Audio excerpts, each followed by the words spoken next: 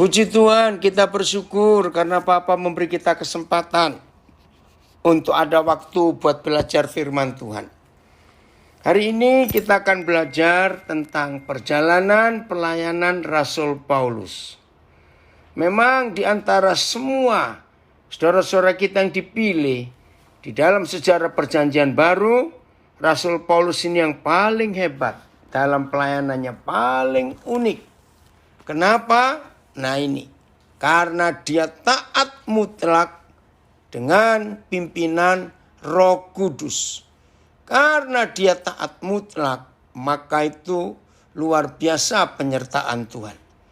Nah, saudara pegang dulu kunci utama ini. Ketaatan pada pimpinan Roh Kudus mutlak di dalam seluruh kehidupan kita sebagai murid-murid Tuhan Yesus. Saya tidak tahu nanti sampai di mana bisa stop belajar tentang perjalanan pelayanan Paulus ini karena memang luar biasa.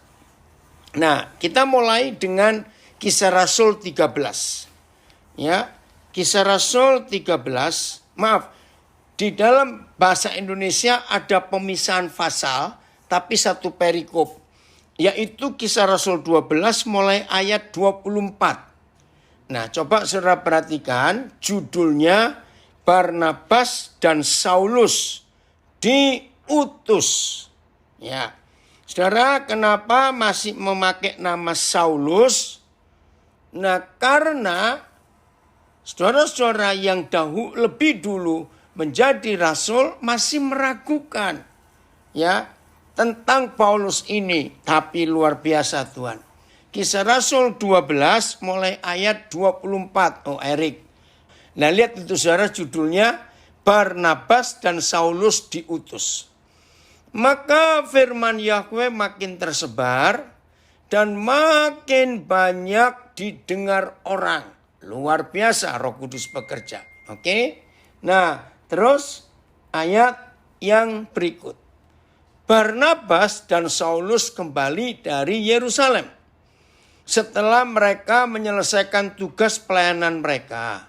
Mereka membawa Yohanes yang disebut juga Markus. Lanjut ayat 1 pasal 13. Oke. Nah, ini masih satu perikop yang sama. Pada waktu itu ini gereja Antiokhia. Saudara, inilah model pengutusan yang pertama yang tertulis di Alkitab. Nah, sampai hari ini rata-rata gereja atau sekolah-sekolah Alkitab kalau mau mengutus pelayan Tuhan pergi memakai ayat ini, ya. Pada waktu itu dalam jemaat di Antiokhia ada beberapa nabi dan pengajar, yaitu Barnabas dan Simeon yang disebut Niger, dan Lukius orang Kirene, dan Menahem yang diasuh bersama dengan raja wilayah Herodes dan Saulus. Pada suatu hari ketika mereka sedang beribadah kepada Yahweh dan berpuasa. Saudara lihat. Berkatalah Roh Kudus. Nah, dari sini terima kasih Iwan dari Malang, dari mana bagus Bang, lancar. Ya, terima kasih. Berkatalah Roh Kudus. Saudara, disinilah dimulai cara pelayanan Paulus.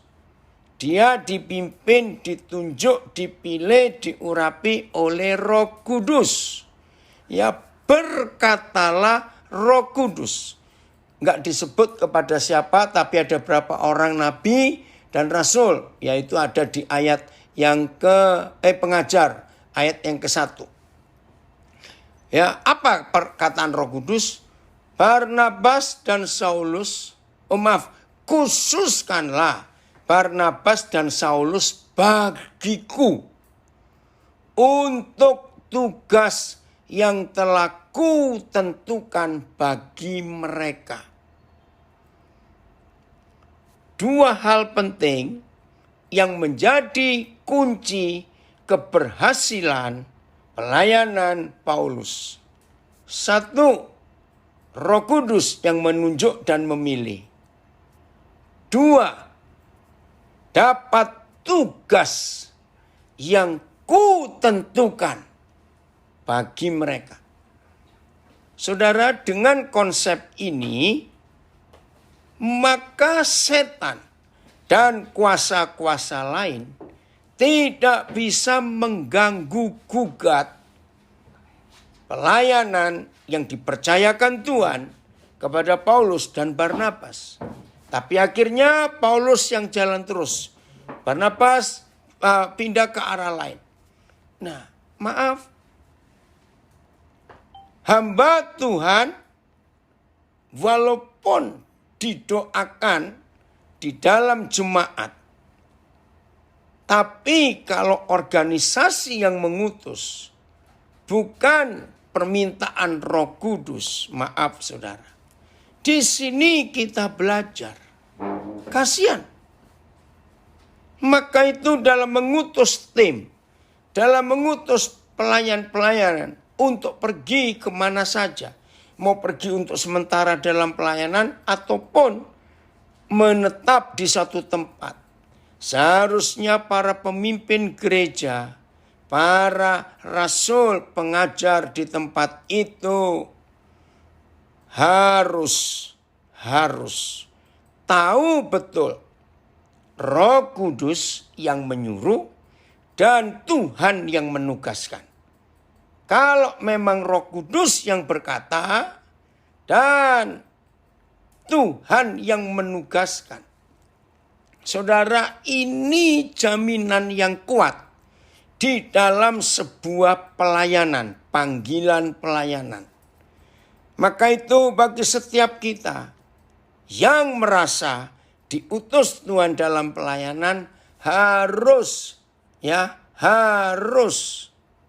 menggunakan prinsip ini. Bu Milka, puji Tuhan dari Nabi Rekabung. Coba Erik kembali lagi ke ayat yang ketiga. Ya, ayat yang ketiga. Coba lihat. Ya, Kisah Rasul 13 tadi. Pada suatu, ayat 2 ya. Pada suatu hari. Ini ketika mereka beribadah kepada Yahweh dan berpuasa, berkatalah Roh Kudus. Apa yang Roh Kudus katakan? Khususkanlah Barnabas dan Paulus. Terus, untuk tugas bagiku. Jadi bagi Tuhan. Yang telah kutentukan bagi mereka. Wih, ini luar biasa saudara. Jadi nggak main-main. Maka itu dalam hidup kita harus punya keputusan, punya ketetapan. Supaya setan tidak punya hak untuk menuduh kita di dalam pelayanan kita. Keren sekali. Maka itu saudara, saya gak berat mengatakan kalimat ini, tapi saya harus bicarakan. Karena begini, jaminan ya yang Tuhan berikan, maaf ya. Oh, ini ada The Message, ada FIH, bagus. Ini beda lagi terjemahnya. Surat tugas dari sinode yang dibawa oleh semua hamba Tuhan yang diutus dalam pelayanan. Saya ulangi, semua surat tugas dari sinode atau organisasi gereja yang mengutus setiap pelayan Tuhan. Maafkan, jangan saudara terganggu dulu, tapi saya harus ngomong. Semua surat tugas dari sinode gereja, dari organisasi gereja yang mengutus hamba-hamba Tuhan pergi di dalam pelayanan, saudara perhatikan, itu tidak menjamin. Saya ulangi, itu tidak menjamin Tuhan tolong ya supaya kami mengerti. Surat tugas dari organisasi, sebesar apa organisasi gereja itu, sekuat apa keuangan gereja itu. Surat tugas organisasi itu tidak menjamin otomatis bahwa Tuhan yang menugaskan hamba Tuhan itu dan Roh Kudus yang mengatakan. Saya harap saudara mengerti. Tapi jangan saudara khawatir dulu. Lah terus saya ini diutus siapa ya kalau begitu ya? Misalnya, jangan khawatir dulu. Nanti kita akan temukan.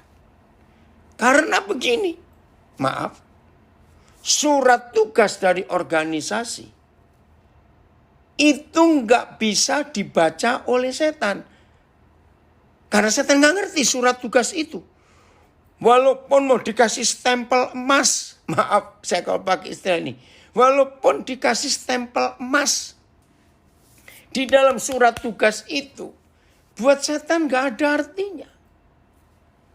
Setan hanya tunduk kalau yang pergi di dalam pelayanan itu Tuhan yang menugaskan dan Tuhan yang menunjuk, bukan manusia. Wih. Maka itu Kisah Rasul 13 ini luar biasa. Prinsip dalam hidup pelayanan. Karena jaminan satu-satunya yang membuat Tuhan tetap menyertai yang diutus. Kalau memang Roh Kudus yang memilih berkata dan tugas itu datang dari Tuhan. Itu jaminan yang luar biasa. Dan dengan jaminan itu setan tidak punya hak untuk mengganggu gugat pelayan-pelayan yang pergi dengan otoritas resmi dari kerajaan surga. Ya, ini konsep penting di dalam pelayanan kita. Ayat 2 dan 3. Pada suatu hari ketika mereka beribadah kepada Yahweh dan berpuasa, berkatalah Roh Kudus, khususkanlah Barnabas dan Saulus bagiku untuk tugas yang telah kutentukan bagi mereka. Bukan yang organisasi tentukan. Ya, harusnya organisasi tunduk kepada otoritas surga baru mengutus, maafkan saya. Maka berpuasa dan berdoalah mereka. Dan setelah meletakkan tangan ke atas kedua orang itu, mereka membiarkan keduanya pergi. Lihat ayat 4. Wah, saya suka memperhatikan kalimat ayat 4 ini. Oleh karena disuruh Roh Kudus. Bukan disuruh manusia, bukan diperintah organisasi gereja. Oleh karena disuruh Roh Kudus. Barnabas dan Saulus berangkat ke Seleukia. Dan dari situ mereka berlayar ke Siprus. Setiba di Salamis mereka memberitakan firman Tuhan di dalam rumah-rumah ibadat orang Yahudi. Dan Yohanes menyertai mereka sebagai pembantu mereka. Ini bukan Yohanes murid Yesus, tapi yang Yohanes sebut Markus tadi ya. Mereka mengelilingi seluruh pulau itu sampai ke Pafos. Di situ mereka bertemu dengan seorang Yahudi bernama Bar Yesus. Ia seorang tukang sihir dan nabi palsu. Ia adalah kawan gubernur pulau itu, Sergius Paulus, yang adalah orang cerdas. Gubernur itu memanggil Barnabas dan Saulus karena ia ingin mendengar firman Tuhan. Tetapi Elimas, ya itu tadi Bar Yesus itu, demikianlah namanya dalam bahasa Yunani, tukang sihir itu, menghalang-halangi mereka dan berusaha membelokkan gubernur itu dari imannya. Tetapi Saulus yang juga disebut Paulus. Nah dari sini baru mulai nama Paulus muncul. Yang penuh dengan Roh Kudus. Tolong kami Tuhan. Rekan-rekan pelayan, rekan-rekan hamba Tuhan, para pemimpin denominasi organisasi, sehebat apapun gereja kita, tetap kita perlu dipenuhi dengan Roh Kudus. Harus, tidak bisa tidak. Saudara perhatikan, coba kembali ayat 4 lagi. Saya ingin gabungkan ayat 4 dengan ayat 8. Oleh karena disuruh Roh Kudus. Ini jaminannya. Maka itu kita harus bertanya, apapun yang kita kerjakan, kecil maupun besar, selalu tahu posisinya. Yang nyuruh siapa? Nah, yang menyuruh kita itu yang akan bertanggung jawab. Ketika organisasi hanya menyuruh, maaf, seringkali organisasi ya paling cuma diutus, dikasih uang saku berapa, maaf. Bahkan banyak gereja cuma ngutus hanya modal doa. Apa-apa suruh berjuang sendiri, maaf ya. Tapi kalau Roh Kudus yang mengutus, disuruh oleh Roh Kudus, dan hidup kita dipenuhi juga dengan Roh Kudus, ayat 8 tadi ya. Oh, ayat 9. Tetapi Saulus juga disebut Paulus yang penuh dengan Roh Kudus. Lanjut Erik. Menatap si Bar Yesus. Menatap Elimas tadi itu. Dan berkata, wih, ini otoritas. Hai anak iblis. Ngeri sekali. Engkau penuh dengan rupa-rupa tipu muslihat dan kejahatan. Engkau musuh segala kebenaran. Tidakkah engkau akan berhenti membelokkan jalan Tuhan yang lurus itu? Sekarang, lihatlah tangan Yahweh datang menimpa engkau. Ini otoritas. Karena kuasa Roh Kudus. Hubungkan dengan Kisah Rasul 1 ayat 8. Coba Erik, Kisah Rasul 1 ayat 8. Ini otoritas. Ya, Kisah Rasul 1 ayat 8. Terima kasih Bapak untuk kuasa Roh Kudus itu. Ya. Tetapi kamu akan menerima kuasa. Akan menerima otoritas. Akan menerima mandat. Nah, di dalam bahasa Yunani, kamu akan menerima dunamos. Nah, bahasa kata bendanya dinamit. Itu Roh Kudus. Jadi, pelayan-pelayan Tuhan, hamba-hamba Tuhan, yang dipenuhi Roh Kudus, dan semua yang dikerjakan diutus oleh Roh Kudus.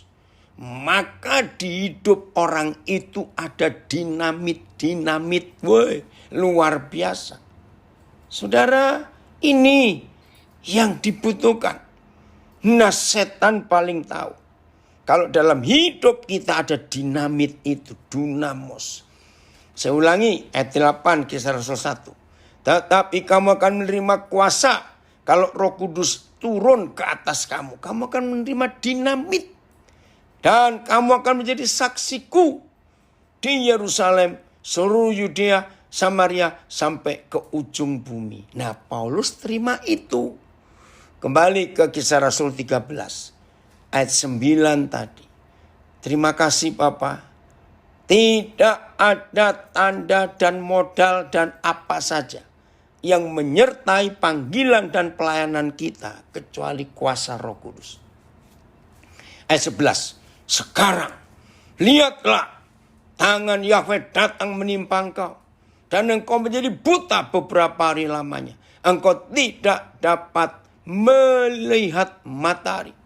Dan seketika itu juga orang itu merasa diliputi kabut dan gelap. Dan sambil meraba-raba, ia harus mencari orang untuk menuntun dia. Wih, dahsyat. Demonstrasi kuasa Tuhan. Melihat apa yang telah terjadi itu Percayalah gubernur itu, ia takjub oleh ajaran Yahweh. Ayat 13. Dari Antioquia ke Pisidia. Lalu Paulus dan kawan-kawannya meninggalkan Pafos dan berlayar ke Perga di Pamfilia. Tetapi Yohanes yang disebut Markus tadi meninggalkan mereka lalu kembali ke Yerusalem. Dari Perga mereka melanjutkan perjalanan mereka. Lalu tiba di Antioquia, di Pisidia. Ya, karena ada Antioquia di tempat lain, di gereja pertama kali mereka diutus. Pada hari Sabat mereka pergi ke rumah ibadat, ini sinagoge itu. Karena bait suci cuma ada satu di Yerusalem. Lalu duduk di situ. Ya. Setelah selesai pembacaan dari hukum Taurat dan kitab nabi-nabi, pejabat-pejabat rumah ibadat menyuruh bertanya kepada mereka, saudara-saudara, jikalau saudara-saudara ada pesan untuk membangun dan menghibur umat ini, silakanlah. Lalu maka bangkitlah Paulus. Ya, sudah enggak disebut lagi Saulus, langsung Paulus. Ia memberi isyarat dengan tangannya. Lalu berkata, "Hai orang-orang Israel dan kamu yang takut akan Tuhan, dengarkanlah." Nah, saya enggak usah membaca, nanti saudara baca sendiri. Inilah start, permulaan pelayanan Paulus. Diatur, dikendalikan, dipimpin, dikuasai, ditunjukkan oleh Roh Kudus. Bukan pakai kekuatannya sendiri. Nah, saya lompat dulu. Kisah Rasul 20. Ayat 22. Kisah Rasul 20 ayat 22. Supaya kita tahu model pelayanan ini. Harus dipimpin oleh Roh Kudus. Ya. 20 Kisah Rasul ayat 23. Tetapi sekarang. Berapa kali saya sharing kepada saudara. Kalau membaca Alkitab ada kata sekarang. Itu artinya tiap hari, tiap saat. Nah, ini model hidup Paulus. Jadi saya baca begini. Tetapi tiap saat sebagai tawanan roh. Tiap saat. Silakan saudara cari kata lain tawanan. Dibelenggu, dikuasai, disetir, diperbudak, disandra. Apa saja saudara silakan masukkan. Artinya Paulus tidak punya hak untuk menentukan kemana, ngapain. Tidak. Harus Roh Kudus. Saya tidak tahu, mudah-mudahan ada seorang kakak rohani saya di Surabaya. Namanya Pak Timotius Sugeng Tanang. Mudah-mudahan ada. Saudara, saya bersaksi ya. Oh, sebagai tawanan roh. Tetapi tiap hari sebagai tawanan roh. Aku pergi ke Yerusalem. Dan aku tidak tahu apa yang akan terjadi atas diriku di situ. Nah, cukup Erik, nanti balik lagi. Jadi pelayanan ini tiap saat harus dipimpin, dikuasai oleh Roh Kudus. Tahun 82 bulan Februari. Waktu itu Imlek. Ya, saudara, Tuhan memberikan saya, terima kasih Bu Milka, artinya terikat dengan Roh Kudus. Tuhan memberikan saya kesempatan untuk ke Tiongkok. Tapi saya takut, terus terang saya takut saudara. Karena harusnya hari itu ada seorang penginjil dari Malaysia. Namanya Raymond Eng. Yang ngajak saya, ternyata dia nggak jadi. Tapi beberapa saudara, kamu berangkat sendiri. Hah? Saya mau ketemu siapa di sana? Ya. Oh, ini terjemahan dari apa ini? Amplified ya. And now you see, I'm going to Jerusalem bound by the Holy Spirit. Ya, diikat and obligated and compiled. Ya, wah sudahlah pokoknya ditaklukkan mutlak, nggak bisa apa-apa. Nah, kesaksian saya, Pak Timotius Sugeng Tanang ini dapat hikmat dari Roh Kudus. Hikmatnya mengagetkan saya. Tuhan berkata kepada saya, selama kamu di Tiongkok nanti, kamu akan mengalami 10 kali kesulitan. Wah, banyak betul. Terus, nah dia lucu. Ya enggak tahu Kotim, ada di sini saya enggak, tadi saya lagi kontak. Dia bawain saya amplop-amplop kecil. Tapi bukan isi duit. Ya amplop itu diberi nomor pakai huruf Mandarin. Nah saya bisa kalau baca angka ya. 1 sampai 10. Kotim bilang begini, Daniel, nanti setiap kali kamu ada kesulitan, Roh Kudus memberi Kotim ayat-ayat ini. Amplop pertama kamu buka. Nanti Tuhan akan bicara apa kepadamu lewat ayat ini. Saya sampai takut, belum berangkat sudah disangoni. Orang Jawa bilang disangoni apa? Yaitu 10 amplop yang dituntun untuk menghadapi 10 kesulitan. Tapi memang luar biasa saudara. Ketika Tuhan membawa saya ke Tiongkok itu pertama kali. Betul-betul saya kagum. Dahsyat Tuhan itu. Nah, jadi Roh Kudus itu harus memimpin kita. Kita dibelenggu oleh Roh Kudus, ditawan, diatur. Aduh, kalau saya ingat kisah perjalanan saya ke Tiongkok tahun 82. Itu merubah seluruh konsep hidup pelayanan saya. Ini anak saya dari Nabi Amos, seneng. Ya, kamu ikut belajar firman Tuhan ini. Amin. Nah, ini yang namanya Amos Witono di Facebook itu dari Muslim tadinya. Sekarang Tuhan berkati karena dia taat. Mau ikut ke Papua. Ya, sekarang di Nabire Tuhan berkati luar biasa. Nah, jadi Roh Kudus itu yang memimpin, yang menguasai, yang mengatur, yang menunjukkan.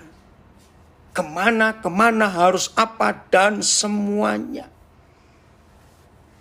Maka itu kalau kita membaca 28 pasal kisah para rasul, sebetulnya bukan kisah rasul-rasul itu. Yang betul adalah kisah pekerjaan Roh Kudus. Karena tokoh sentral di 28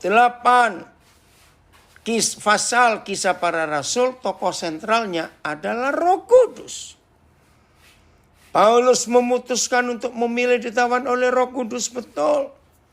Nah, maaf, berapa kali kita melihat tidak sedikit ya ditawan oleh duit. Maaf. Wah, ada komen, waduh, sia-sia dong kalau melayani tanpa Roh Kudus. Sangat. Ya. Wow. Selamat Amos Witono, ini Paulus Timotius ini siapa ya? Maaf. Jadi percuma kalau kita hidup tidak dipimpin oleh Roh Kudus.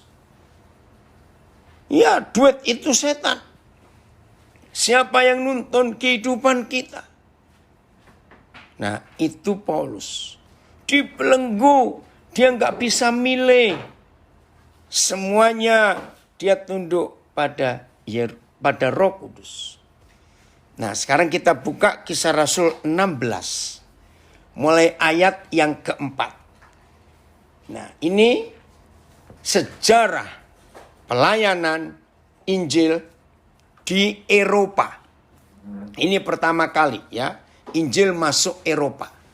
Kisah Rasul 16 ayat yang keempat mulai. Ya. Mana Kisah Rasul 16 ayat yang keempat. Lihat judulnya. Luar biasa. Oh, satu terjemahan aja Erik. Satu aja, karena panjang ini pembacaannya. Kisah Rasul 16 mulai ayat yang keempat. Lihat judulnya. Ya. Ayat 4. Nah, Paulus menyeberang ke Makedonia. Nah, saudara, sambil belajar kisah para rasul, saudara harus buka peta. Ya, peta Turki, ya, dengan bagian dari Eropa. Turki itu negara unik. Ada Asianya, ada Eropanya. Itu Turki. Nah, dipisahkan oleh jembatan panjang di Selat Bosporus. Nah, Makedonia itu sampai hari ini adalah tanah Eropa yang berbatasan dengan tanah Asia. Itu Makedonia. Dan namanya juga Makedonia sampai hari ini. Saya baca. Dalam perjalanan keliling dari kota ke kota, Paulus dan Silas, dia sudah ganti tim lagi, ya. Barnabas tidak ikut, diganti Silas. Menyampaikan keputusan-keputusan yang diambil para rasul dan para penatua di Yerusalem dengan pesan supaya jemaat-jemaat menurutinya. Ini kerendahan hati Paulus. Rasul hebat, tapi dia rendah hati. Dalam hal apa dia rendah hati? Di dalam tunduk kepada keputusan para rasul di Yerusalem. Berarti ada Petrus, ada Yohanes, ada Yakobus, dan yang lain-lain di Yerusalem. Yudas sudah nggak ada ya, sudah mati. Nah, Paulus tunduk. Nah, ingat awal tadi kita baca. Ternyata Paulus sampai di Kisah Rasul 16. Dia masih tunduk dalam tanda kutip organisasi gereja di Yerusalem. Maka itu dalam perjalanan keliling, Paulus hanya ngikuti. Maaf kalau saya pakai istilah pengkhotbah. Jadi selama Paulus khotbah, dia nggak perlu bergumul karena bahan khotbahnya sudah disiapkan dari Yerusalem. Maka itu saya baca lagi ayat 4. Dalam perjalanan keliling dari kota ke kota, Paulus dan Silas menyampaikan keputusan-keputusan yang diambil para rasul dan para penatua di Yerusalem. Nah, itu khotbahnya diatur dari sana. Dengan pesan supaya jemaat-jemaat menurutinya. Hebat hasilnya, ya. Maka itu tadi saya katakan minta maaf. Yang diutus organisasi dan masih tunduk pada organisasi, percayalah bahwa Tuhan tetap menghargai firman-Nya. Dan tetap ada hasil. Demikianlah jemaat-jemaat diteguhkan dalam iman. Dan makin lama makin bertambah besar jumlahnya. Dahsyat. Karena ketaatan Paulus dalam menundukkan diri. Tapi Roh Kudus tidak mau terus-terusan seperti itu. Karena Roh Kudus yang punya hak dan punya otoritas. Sebab karena Roh Kuduslah Paulus diutus. Ayat 6. Mulai. Mereka melintasi tanah Frigia dan tanah Galatia.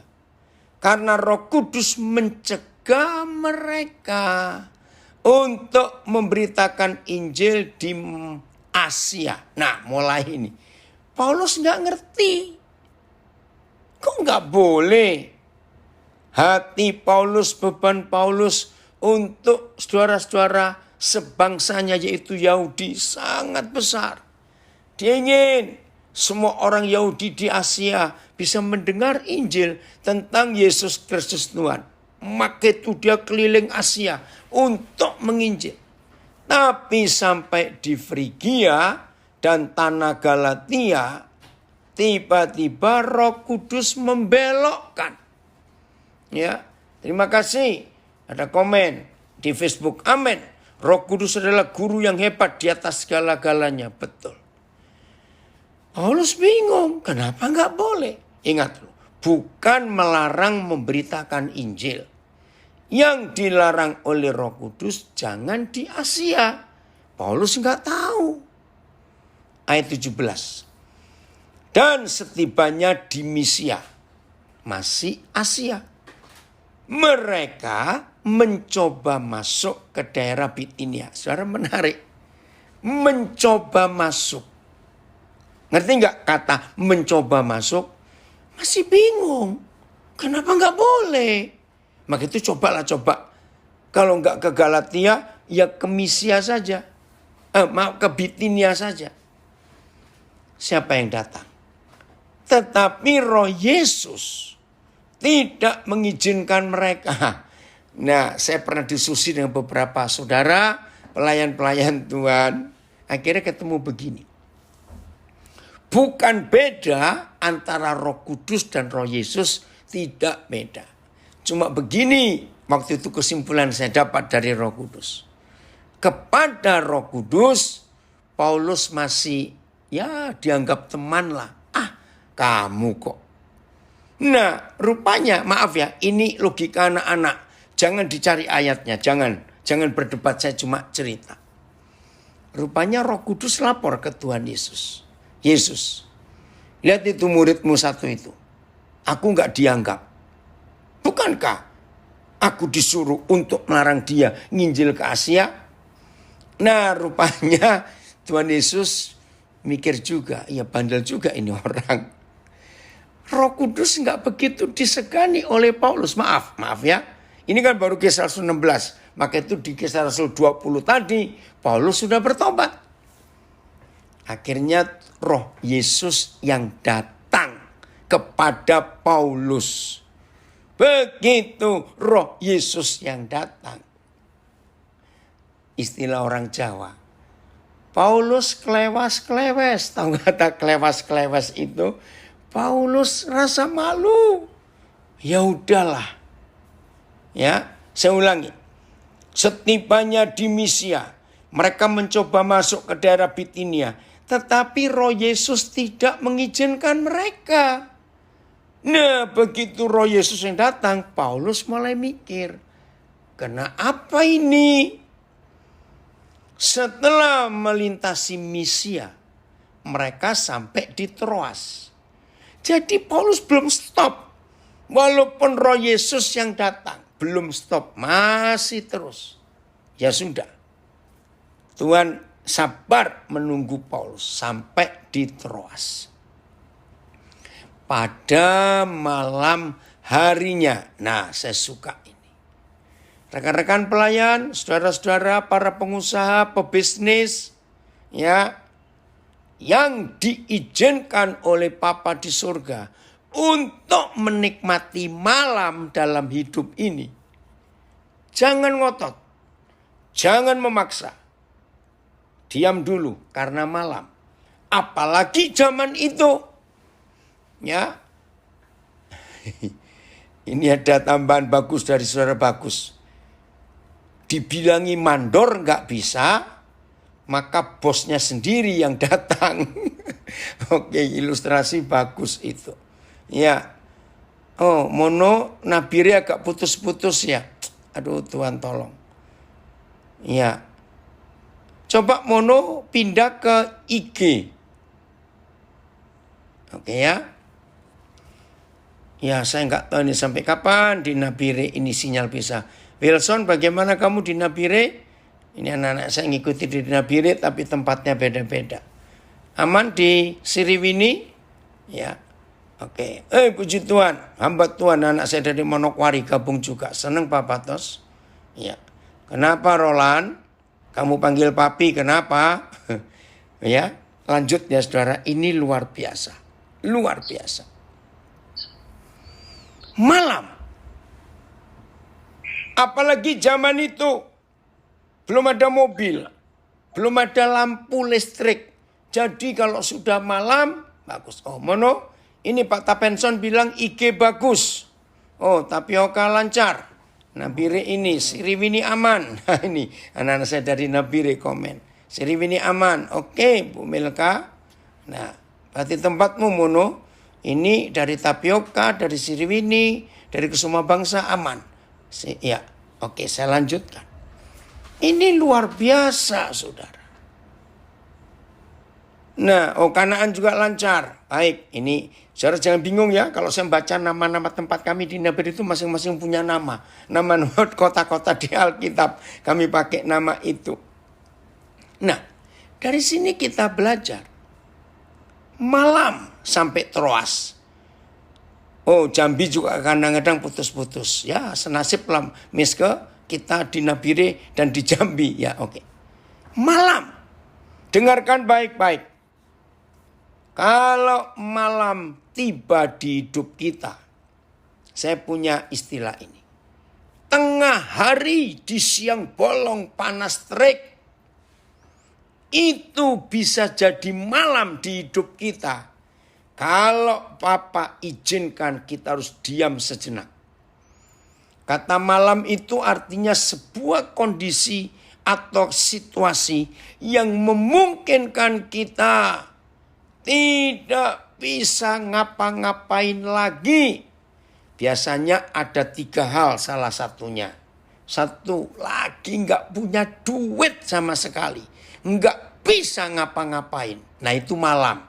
Diam sudah ya. Jangan coba-coba cari macam-macam. Arti malam yang kedua. Ketika kita diizinkan sakit. Sampai gak bisa ngapa-ngapain. Nikmati. Itu malam. Arti malam yang ketiga, ada kondisi nggak tahu bagaimana. Kita terjepit, kita tergencet, kita terpojok. Saat putus asa, saat di padang gurun, betul Pak Filipus. Jangan maksa Tuhan. Jangan teriak-teriak. Tuhan tolong dong Tuhan. Kirim uang Tuhan, saya mau pelayanan. Jangan. Tuhan sembuhkan saya, ini sakitnya berat. Jangan. Nikmati dulu. Tuhan tolong, ini masalah saya berat sekali. Sampai saya gak bisa ngapa-ngapain. Gak usah berdoa. Tuhan tahu. Terima kasih. Anak saya di Biak. Bilang aman Biak. Puji Tuhan. Bethlehem lancar. Iya Ramon. Ya. Saudara dengarkan ini. Ramon, ajak Mami dengar juga ya. Jadi ketika malam itu tiba di hidup kita, saudara. Diam dulu. Jangan berbuat macam-macam. Amin. Dari Malang anak saya bilang, tunggu sampai fajar. Iya. Nah, ayat 6, ayat 9 saya baca lagi. Pada malam harinya tampaklah oleh Paulus. Pada malam harinya. Tampaklah oleh Paulus suatu penglihatan. Nah ini salah satu bentuk cara Roh Kudus memimpin. Ada penglihatan, ada ini, ada itu, macam-macam. Kita nggak bisa ngatur. Roh Kudus mau bicara kepada masing-masing kita dengan cara apa. Itu urusan dia. Kita nggak boleh ngatur. Saudara, nah ini loh. Siapa yang tahu malam itu Paulus tidur atau tidak? Nah, jangan cari-cari mana ayatnya tidur. Saya juga nggak tahu kok. Tapi kalau Paulus tidur, maka firman-Nya bilang begini. Pada malam harinya bermimpilah Paulus. Nah, itu dia pasti tidur. Tapi kalau ditulis pada malam harinya tampaklah oleh Paulus suatu penglihatan. Jelas dia tidak tidur. Lalu ngapain? Dia bersekutu dengan Roh Kudus dan Roh Yesus. Kami ini disuruh apa? Suruh kemana? Ke Misia nggak boleh, Galatia nggak boleh. Kemana lagi? Frigia nggak boleh. Suruh kemana? Pada malam harinya tampaklah oleh Paulus suatu penglihatan. Ada seorang Makedonia. Nah dari mana tahu? Gampang. Dari pakaiannya. Karena ini orang Eropa. Bukan orang Asia. Nah itu artinya Makedonia. Berdiri di situ. Dan berseru kepadanya. Katanya. Menyeberanglah kemari. Dan tolonglah kami. Wih saudara. Ini sejarah Injil masuk Eropa pertama kali. Nah sekarang kita lihat. Ini ngomong-ngomong sendiri. Bisa nggak Paulus nggak taat pada Roh Kudus dan Roh Yesus? Dia tetap nginjil di Asia?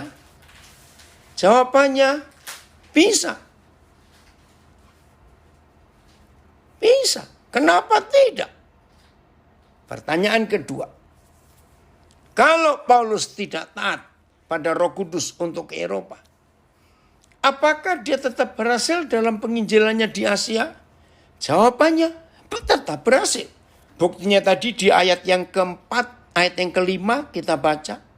Jemaat-jemaat diteguhkan dalam iman. Hanya menyampaikan khotbah atau pesan para rasul di Yerusalem. Berhasil. Nah, lalu masalahnya di mana? Di sini kita belajar. Siapa yang mengutus kita, baik organisasi, ya sinode, yayasan, kalau kita memberitakan firman, tetap akan berhasil. Karena firman yang diberitakan. Lalu masalahnya di mana? Nah, kesukaan Tuhan adalah kalau kita mau taat kepada Dia. Ini bedanya. Paulus tetap berhasil kalau dia tidak mau nurutin untuk ke Eropa. Tapi Tuhan yang sedih. Karena hari itu sejarah harus ke Eropa Injilnya. Drastis kesalahan yang berikut. Berarti Injil akan terlambat sampai Eropa. Entah kapan Paulus suruh ke Eropa. Nah, saudara, pertanyaannya. Perhatikan. Kenapa Paulus? Nah ini. Karena Paulus itu orang jenius. Dia warga negara Roma.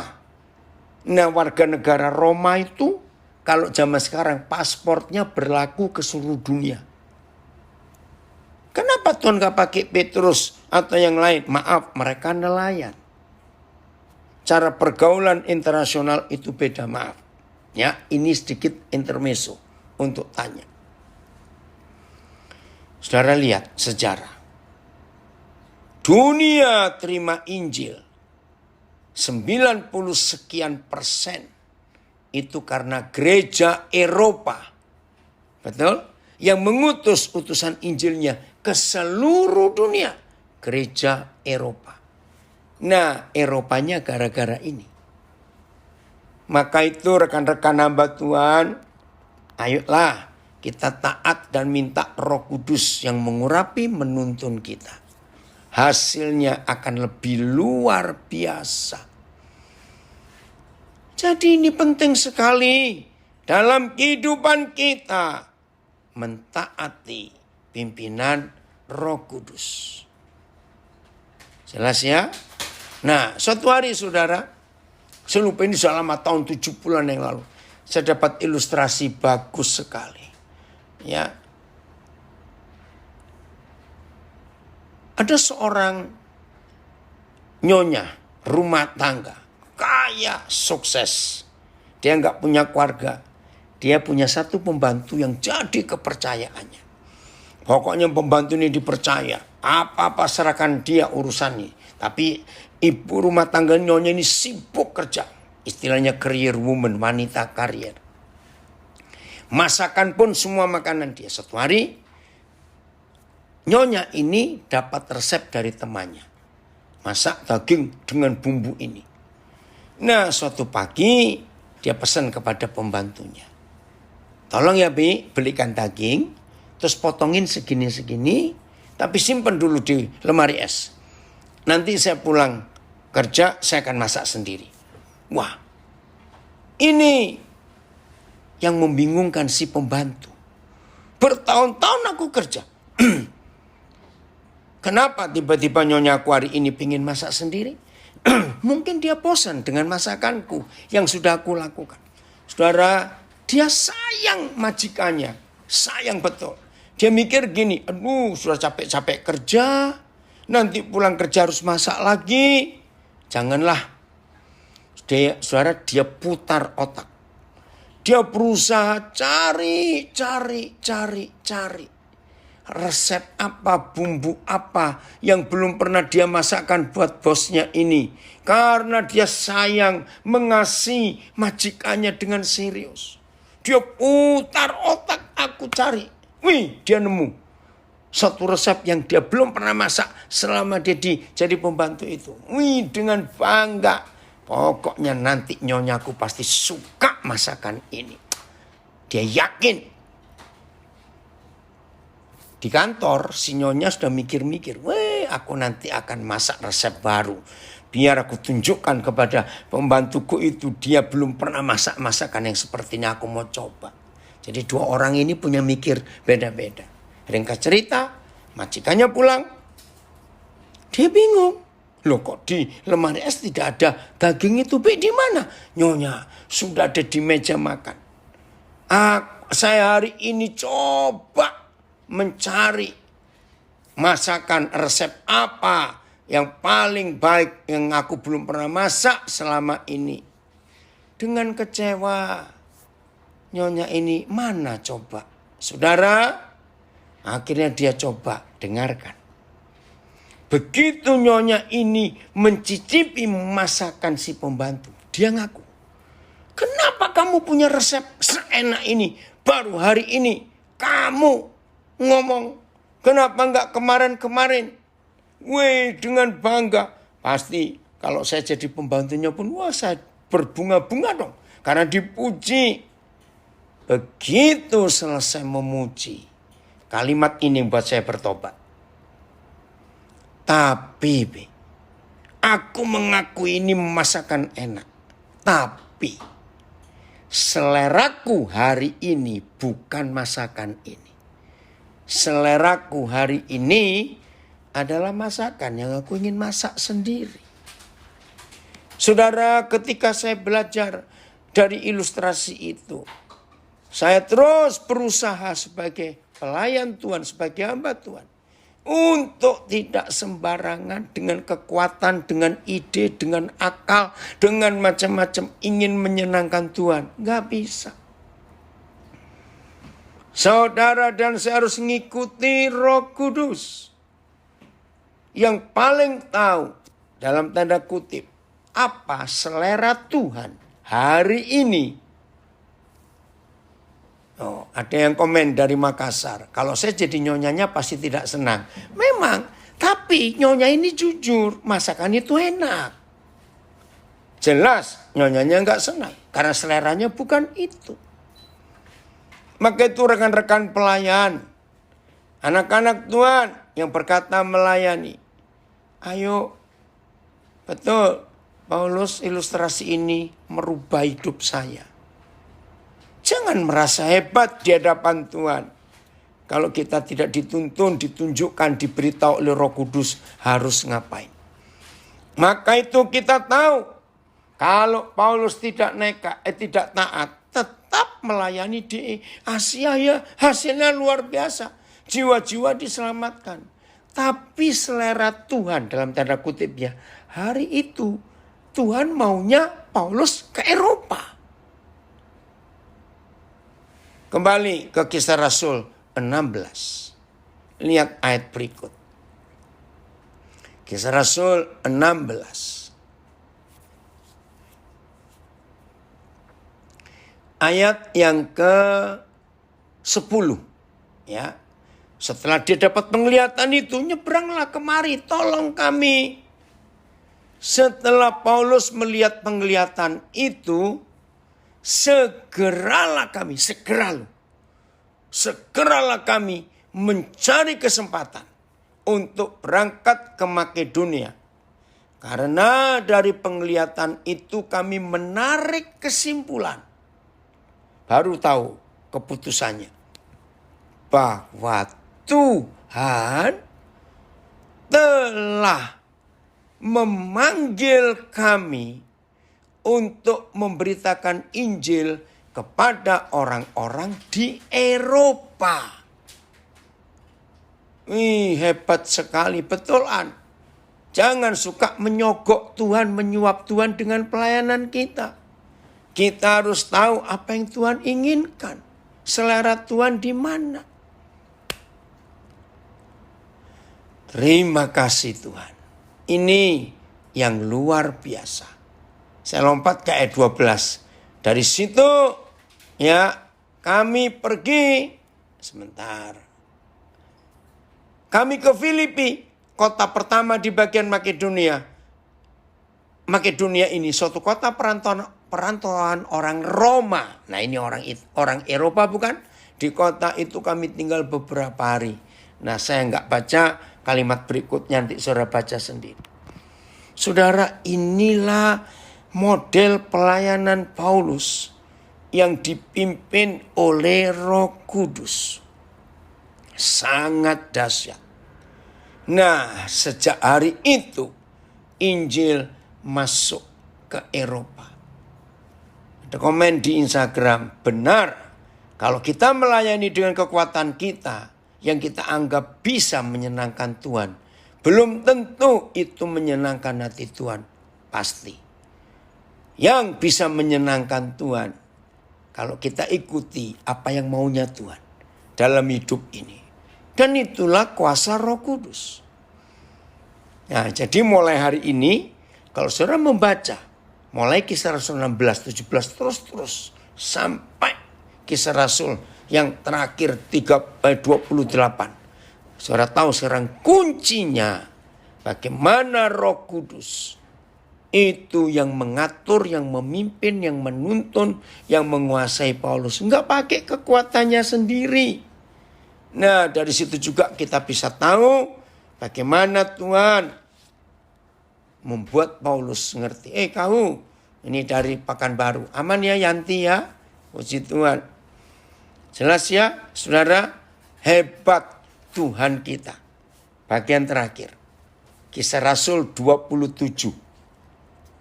Lihat ayat pertama. Kisah Rasul 27. Betul Mike. Keberhasilan Paulus dalam pelayanan. Karena dia taat mutlak kepada Roh Kudus. Taat saja kalau Tuhan yang perintah, jangan banyak bertanya. Amin. Ini ada yang komen di Facebook. Ya. Judulnya menarik. Paulus berlayar ke Roma. Ya. Ini bukan jalan-jalan ke Italia. Bukan. Setelah diputuskan bahwa kami akan berlayar ke Italia. Bukan naik kapal krus, kapal pesiar.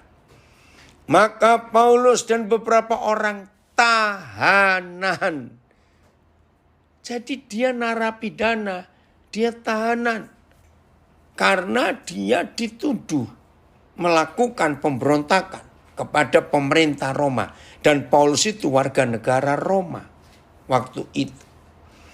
Saya ulangi, setelah diputuskan bahwa kami akan berlayar ke Italia, maka Paulus dan beberapa orang tahanan lain diserahkan kepada seorang perwira yang bernama Julius dari pasukan Kaisar. Wah, ada seorang jenderal yang menjadi pengawas.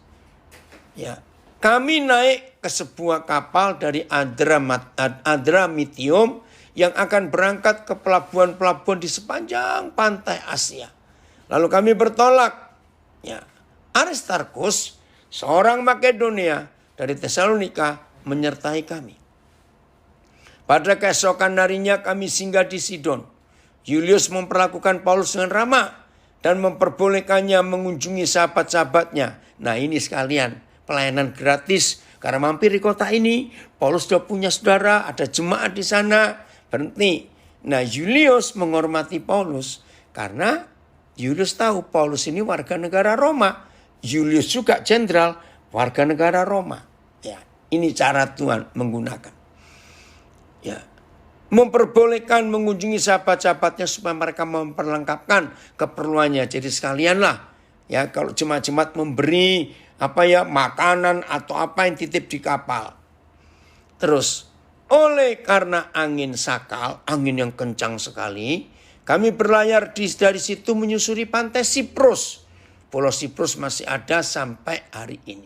Kenapa menyusur pantai? Bagi saudara yang belum pernah naik kapal, kalau menyusur pantai itu gelombang atau ombak nggak terlalu besar, ya, nggak terlalu besar. Paulus tidak pernah malu dengan dalam ketaatannya, mesti harus jadi narapidana. Unik cara Tuhan. Betul, ini komentar dari Facebook. Dan setelah mengarungi laut di depan Kilikia dan Pamfilia, sampailah kami di Mira di daerah Likia. Di situ perwira kami menemukan sebuah kapal dari Alexandria yang hendak berlayar ke Italia. Ia memindahkan kami ke kapal itu. Ya, jadi Julius tadi mikir ganti kapal saja yang lebih bagus. Setelah beberapa hari berlayar, kami hampir-hampir tidak maju dan dengan susah payah kami mendekati Knidus. Karena angin tetap tidak baik, kami menyusur pantai Kreta, melewati Tanjung Salmone. Sesudah kami dengan susah payah melewati tanjung itu, sampailah kami di sebuah tempat bernama Pelabuhan Indah, dekat kota Lasea. Sementara itu sudah banyak waktu yang hilang, waktu puasa, ini karena orang Yahudi, ya. Paulus taat karena dia orang Yahudi, dulu orang Farisi. Waktu puasa sudah lampau dan sudah berbahaya untuk melanjutkan pelayaran. Saudara, lihat. Ya, ini yang kita harus kaku. Sebab itu Paulus memperingatkan mereka. Katanya, loh, dia kan narapidana, dia ini kan tahanan. Di kapal itu ada nakoda, ada jurumudi, ada Jenderal Julius, ada Aristarkus. Ini orang-orang hebat yang punya kuasa dan otoritas pangkat tinggi. Paulus ini narapidana. Perhatikan kebenaran ini. Siapapun kita, kalau kita hidup di bawah kuasa otoritas pengurapan Roh Kudus, status jasmani manusia kita dikalahkan oleh wibawa dari Roh Kudus. Tolong catat. Ya. Puji Tuhan, di IG ada tambahan Yohanes 15 ayat 5b. Sebab di luar aku kamu tidak dapat berbuat apa-apa. Betul. Paulus ini tahu-tahu dia jadi pemimpin. Sebab itu Paulus memperingatkan mereka. Katanya, saudara-saudara, aku lihat bahwa pelayaran kita ini akan mendatangkan kesukaran-kesukaran dan kerugian besar. Bukan saja bagi muatan dan kapal, tapi juga bagi nyawa kita.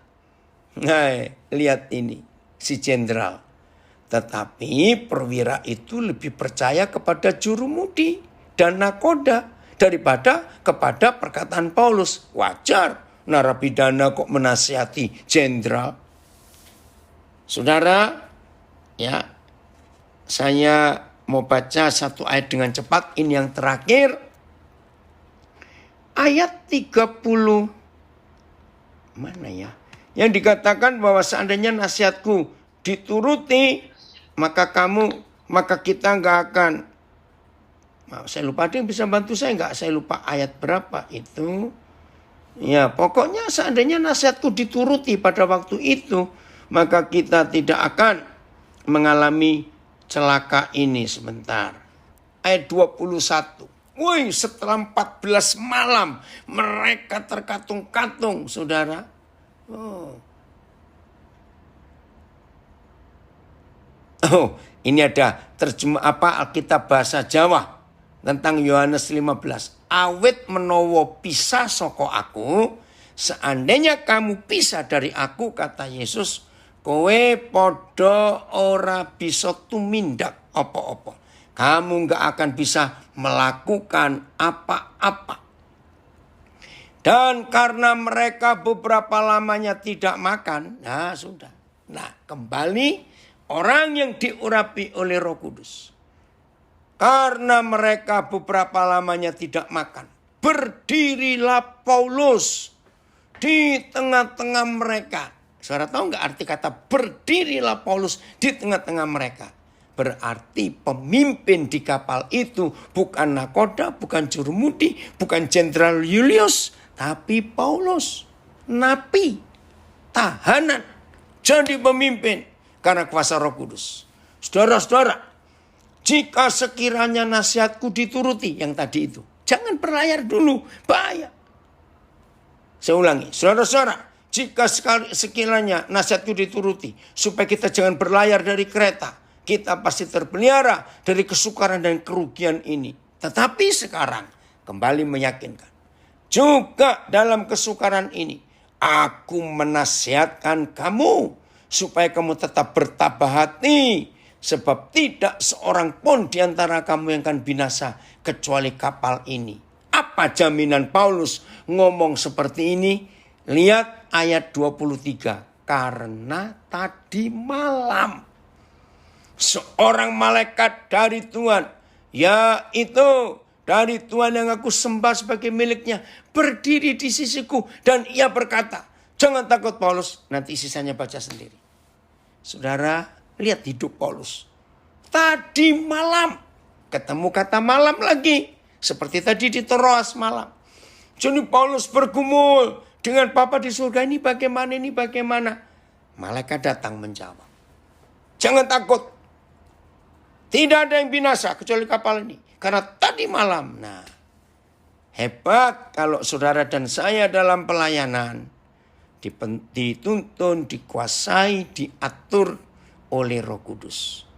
Dan itulah model pelayanan Rasul Paulus. Haleluya. Kalau kita mau taat, pelayanan kita menghasilkan hal-hal yang luar biasa. Mulai hari ini mau taat pada Roh Kudus, mau dipimpin di atas Roh Kudus, hanya taat saja. Nanti Tuhan akan bekerja luar biasa di hidup kita.